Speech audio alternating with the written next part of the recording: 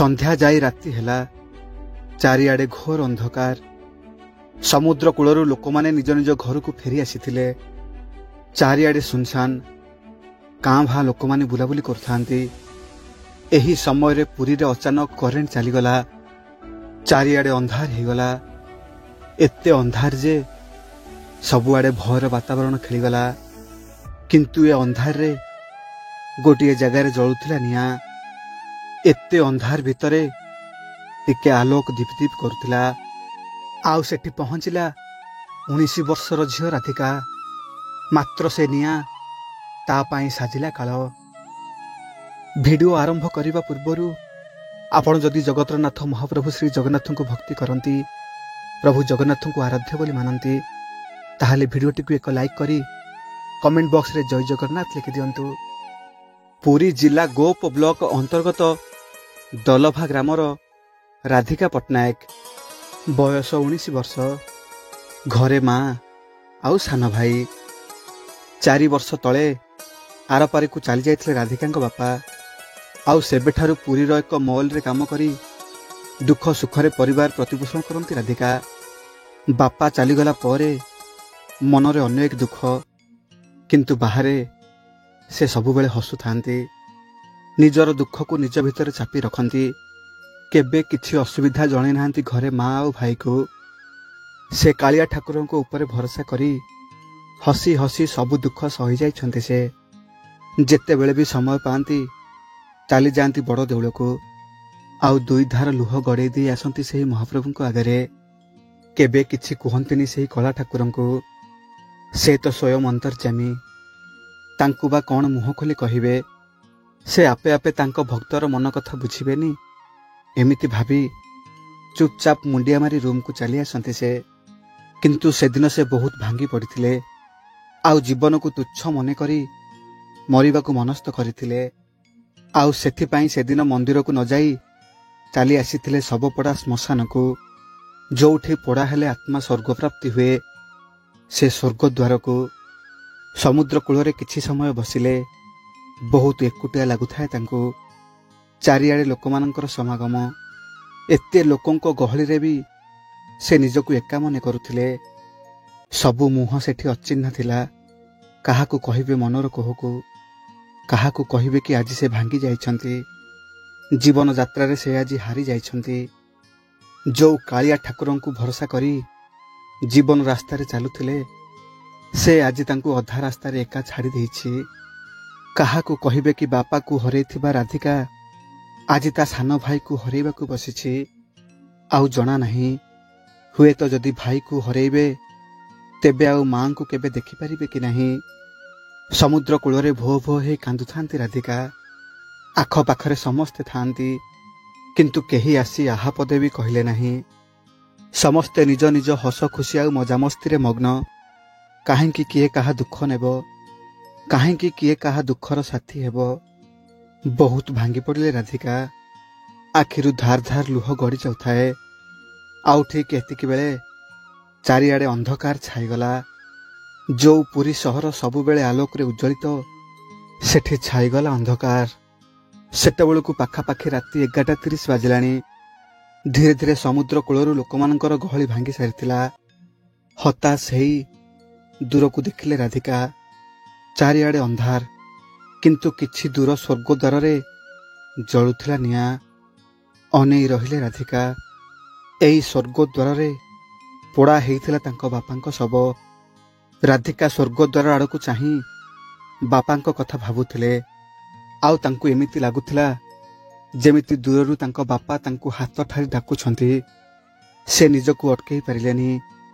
धीरे धीरे स्वर्ग द्वार आड़कू पाद बढ़ेइले। आउ मने मने डाकिले सेही कालिया ठाकुरन को। कांदी कांदी कहउथांती, हे कला ठाकुर, हे जगतरनाथ जगन्नाथ, मो बापा को नहीं गल। आउ आज मो भाईर देह खराब कर देइछ। कौन हेइछि किछि जना पड़ुनी। बड़ मेडिकल रे देखेबा को पड़िबो, किंतु पाखरे पैसा नहीं। भाईर एमिति अवस्था देखी मो माँ दिन राति कांदुछि। तुमको कौन आम दुख देखा जाउनी महाप्रभु। किछि न जानिला परी चुप हेई सेमिति रत्न सिंहासन रे बसी रहिछ। ନା ପାଟି ଖୋଲି କିଛି କହୁଛ, ନା ଆଖି ବୁଲେଇ ଆମକୁ ଚାହୁଁଛ। କାହିଁକି ମୁଁ ତୁମ ଦୁଆରକୁ ଆଉ ଯିବି? କ'ଣ ଲାଭ ମିଳିଲା ଆଜି ଯାକେ ତୁମ ଦୁଆରକୁ ଯାଇ? ଗୋଟେ ଦିନ ବି ମୋ ଡାକ ଶୁଣିଲନି। ମୋ ମନରେ, ମୋ ପରିବାରରେ କେତେ ଦୁଃଖ ତୁମେ କ'ଣ ବୁଝିପାରିଲନି? କାହିଁକି ଏତେ ନିଷ୍ଠୁର ତୁମେ ମୋ ପ୍ରତି? ମା କହିଥିଲା କିଛି ଟଙ୍କା ଯୋଗାଡ଼ କରି ଘରକୁ ପଠାଇବାକୁ, କିନ୍ତୁ ମାଲିକକୁ ମାଗିବାରୁ ସେ ଟଙ୍କା ଦେବା ତ ଦୂରର କଥା, ଓଲଟି ମୋତେ ଗାଳି କରୁଛନ୍ତି। ବହୁତ ସହିଲିଣି, କିନ୍ତୁ ଆଉ ପାରୁନି। ଏତେ କଷ୍ଟ ସହି ଆଉ ମୁଁ ବଞ୍ଚିପାରିବିନି। ଆଜି ଏଠି ତୁମ ସ୍ୱର୍ଗ ଦ୍ୱାରରେ, ତୁମ ଆଖି ସାମ୍ନାରେ ମୋ ଜୀବନ ଦେବି। ମହାପ୍ରଭୁଙ୍କୁ ଏମିତି କହି ସ୍ୱର୍ଗଦ୍ୱାର ଆଡ଼କୁ କାନ୍ଦି କାନ୍ଦି ଯାଉଥିଲେ ରାଧିକା।